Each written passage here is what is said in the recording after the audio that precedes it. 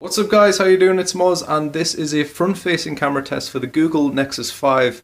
It is currently not very bright at all and it is freezing inside this room. But yeah, this is the quality. What do you think? I don't think it's the best I've ever seen, but I think it'll do for maybe some vlogs and things like that. Okay, so that was the front-facing. Let's move on to the rear. Now let's move from indoors to outdoors. Obviously in low light in this situation, and we are moving slowly towards the door. It would help if I unlocked it. Here we go. From in to outdoors.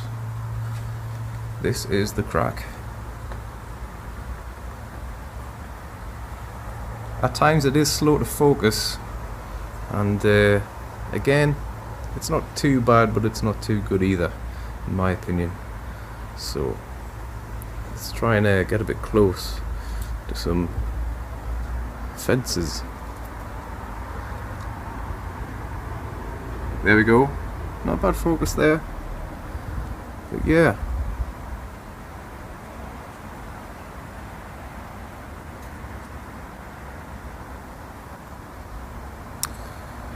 It looks quite good on the screen, but we'll see how it matches up when it's on the computer.